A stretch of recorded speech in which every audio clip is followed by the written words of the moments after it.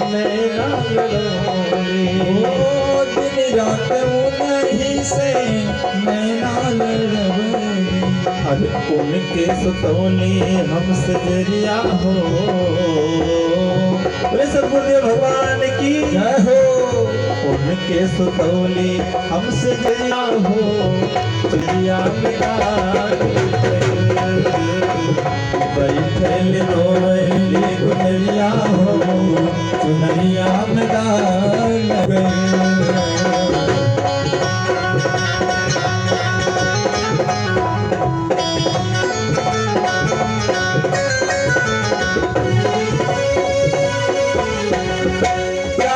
बात सजना के हम भूल गए।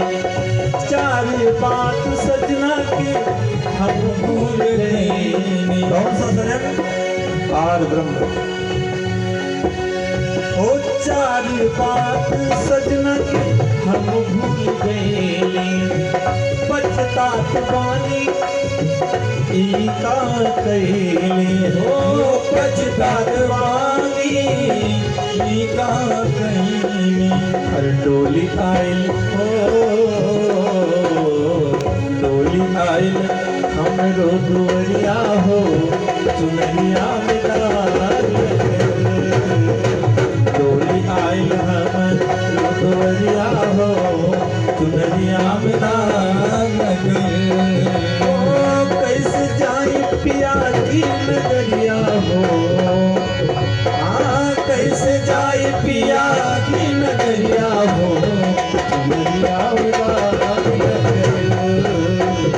बैठल रोवली गुजरिया हो। चुनरिया चुनरिया चुनरिया सद्गुरुदेव भगवान की जय। व्यास जी महाराज की जय। बोलो श्री सच्चिदानंद भगवान की जय हो। ओम नमो भगवते वासुदेवाय। तो भैया थोड़ा भक्ति भगवान का वो सबको करना चाहिए। ठीक है, कुछ नहीं है, प्रेम है। क्योंकि ये शरीर तो माया से ग्रसित है। जैसे माँ के उदर में भगवान से आज्ञा करता है कि हे भगवान, इस मुझे नरक से फुर्सत करो, पृथ्वी पर रहूंगा, तुम्हारा भजन करूंगा। लेकिन भैया गिरा तो बड़े जोर से रोए लाग उसको। माया तुरंत बैठी है, तुरंत खोपड़ी पर सवार है और भूखान दूध मांगने लगा। इसलिए थोड़ा टाइम निकाल करके भगवान की भक्ति करे, पूजन करे। क्योंकि ये शरीर माया से ग्रसित है।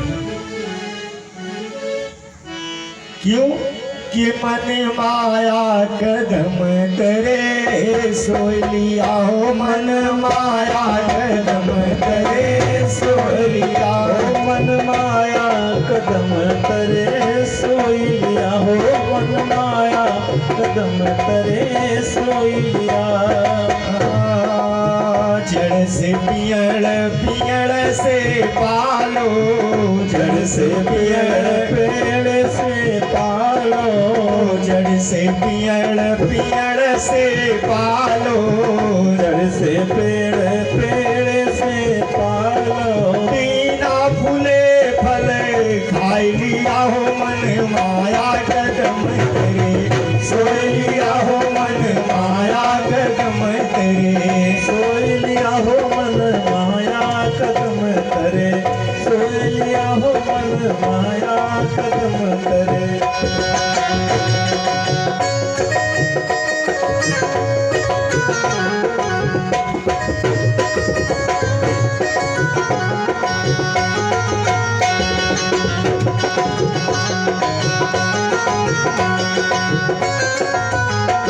कैसे होता है भक्ति जो करता है भगवान, कि दूध बिना दही दही बिना माखन, दूध बिना दहियो दहियो बिना माखन, दूध बिना दही दही बिना माखन, दूध बिना दहियो दहियो बिना माखन, बिना मते घिया खाई लिया हो मन माया कदम तेरे, सोई लिया हो मन माया कदम करे, सोइया हो मन माया कदम करे।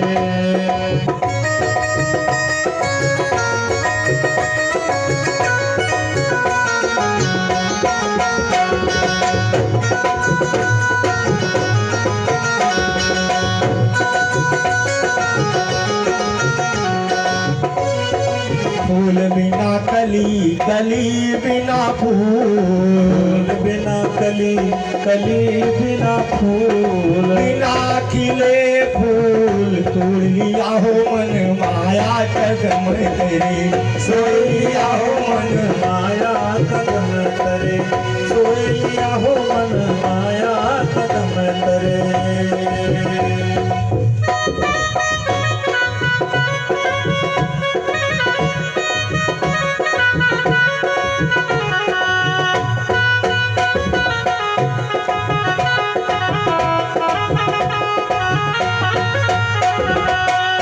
बोलो वृंदावन बिहारी लाल की जय हो। ऐसी भक्ति करो कि भगवान की कृपा हो जाए। चलिए भैया कथा के प्रसंग में आइए। ओम नमो भगवते वासुदेवाय। श्री यत्र त्रयादमृतो देवं मुनियदस्य पूजनन्तयः देवादलोकश्चं सिद्धये मन्दाग्नीयद।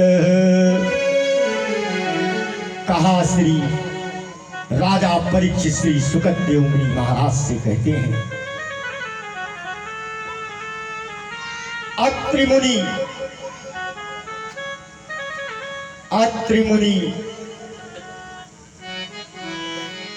मां अनुसुईया के पति अत्रि मुनि के निसंतान कोई संतान नहीं था। एक दिन बैठे थे और बैठते बैठते सोचा कि तो अब तपस्या करने के लिए चले आना चाहिए। जा करके भगवान की कठिन तपस्या किया और जब कठिन तपस्या किया और तपस्या करने के पश्चात मां अनुसुईया वहीं बैठी थी और मां अनुसुईया जब बैठी थी वहीं जब नेत्र अत्रि मुनि की खुली तो कहा, हे प्राण प्रिय अनुसुईया से मुझे जल चाहिए, बोले जल की इच्छा है। जब कहा मुझे जल की इच्छा है, कमंडल लिया और मां अनुसुईया अपने पति के लिए कमंडल लेकर के चल पड़ी। देखा कुछ दूर जाने के बाद मां अनुसुईया ने देखा कि जल कहीं मिल नहीं रहा है और जीव जंतु सब मरे पड़े हैं जल की प्यास के कारण। मां अनुसुईया ने सोचा मैं क्या करूं, धीरे धीरे चलती गई। देखा तो सारे पक्षी जीव जंतु सब मरे पड़े हैं। जब मरे पड़े हैं देखा तो कहा, मेरे पति का आदेश है कि मैं जल लेकर के तभी जाऊं। कहां मिलेगा? काफी दूर चलती चलती मां अनुसुईया जब पहुंची तो देखा जल नहीं मिला। लेकिन मां अनुसुईया कहा, यदि मैं जल लेकर के नहीं जाती हूं तो मेरा पतिव्रता भंग हो जाएगा, क्योंकि हमारे स्वामी प्रभु का आदेश है। और जब पहुंची देखा जल नहीं है, बस अपने दाहिने हाथ को पृथ्वी पर पटक दिया। और जब पृथ्वी पर पटका, हर हर करके गंगा जी प्रकट हो गई। हर हर करके गंगा जी प्रकट हो गई। उन्हीं गंगा का नाम मंदाकिनी गंगा है। जल लिया और जल लेकर के मानसूया चली, तो एक कन्या उसी वन में घूमते देखा। मानसूया उसे पुकारा, और जब वो कन्या जाकर के मानसूया के पास पहुंची, कहा, हे पुत्री, इस निर्जन वन में तुम क्या कर रही हो? कहा, हे मां, मैं बड़ी दुर्भाग्यनी हूं। मेरे पाप का कोई संवार नहीं है। मैं बड़ी दुर्भाग्यनी हूं। मानसूया ने कहा, ये क्या कह रही हो? कहा, सत्य है मां, मैं बड़ी दुर्भाग्यनी हूं। मैं जिसको पति कह देती हूं, उसकी तत्क्षण मृत्यु हो जाती है। जब कहा जिसको मैं पति कह देती हूं, तत्क्षण उसकी मृत्यु हो जाती है।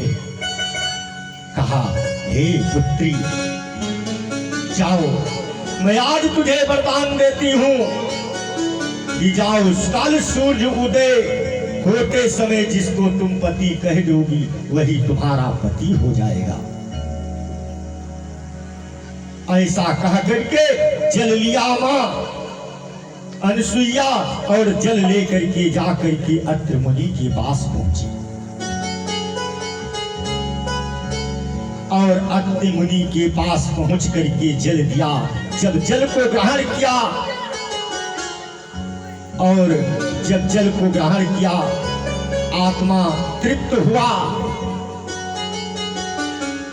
उठ करके वहां से अपने आश्रम को चली गई। इधर जब दूसरा दिन हुआ और वो कन्या उठी, और उधर सूर्य की लाली धाने लगी, ये मंदाकिनी गंगा पर पहुंच गई।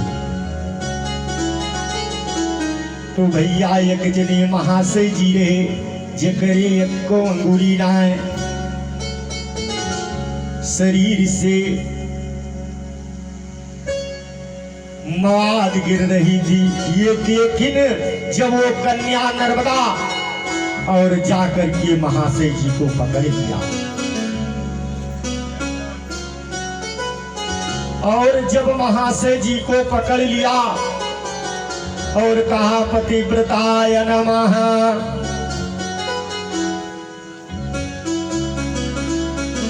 कहा, पतिव्रताय नमः, बड़े जोर से झिटका कि तुम कौन? कहा, तुम कौन? कहा, हे प्रभु, मैं तुमको पति स्वीकार कर लिया हूं। कहा, मेरे ना हाथ में अंगुलियां, मेरी शरीर को देखिए, मैं पति बनने का योग्य हूं। मैं तुम्हें तमाकी नहीं खिला सकता। पति का धर्म क्या होता है? कि अपनी पत्नी को कमा के खिलावे। और पत्नी का धर्म क्या होता है? कि पति की सेवा करे। पति और पत्नी होना चाहिए। मैं दूसरी की बात नहीं करूंगा। पत्नी होना चाहिए। पति कमा के खिलावे, पत्नी पति की सेवा करे। और जो पत्नी अपने पति के चरणों को दाबती है, वहां लक्ष्मी मां का अवश्य वास होगा। क्योंकि देखो, मां लक्ष्मी भगवान श्री हरिनारायण के चरणों में ही रहती है। मां लक्ष्मी कहती है कि जो स्त्री अपने पति की सेवा करती है, और चरणों को दाबती है, वहां वही मेरा वास होता है। ऐसा कह करके जब नर्मदा ने कहा पतिव्रताय नमः, अब तुम मेरे पति हो गए। बहुत झिटकिन उठकिन भैया, लेकिन वो ले करके नर्मदा अपनी कुटी में चली गई। और जब कुटी में गई, स्नान ध्यान कराया, मवाद भैया उनके धोई, आसन लगा करके उसी पर उनको आसन दे दिया, बैठ गए।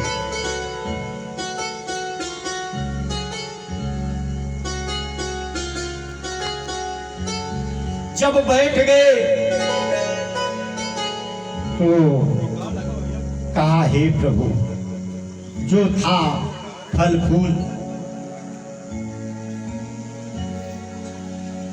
फूल दिया, और जब लेट गए चरणों को दबाया, और चरणों को दबा करके कहा, हे प्रभु अब शयन करो, आराम करो, हम जाएं कुछ फल फूल ले आए।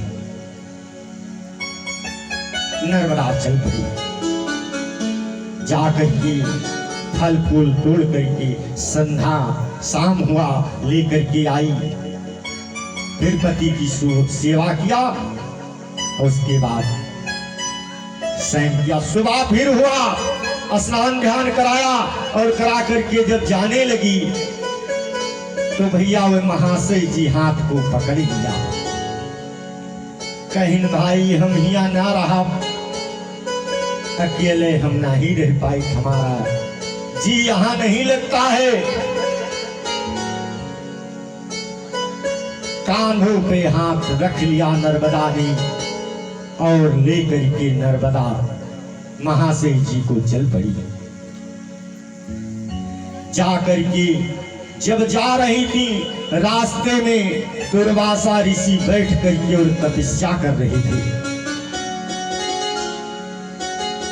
और जब दुर्वासा ऋषि तपस्या कर रहे थे, अब महाशय जी के भैया दिखावे उखाव न करे, हाथ कांधे पे नर्मदा रखे हैं, और जब चले तो उनके कुंवर जो डगमगान तो दुर्वासा की कमंडल में लग गया।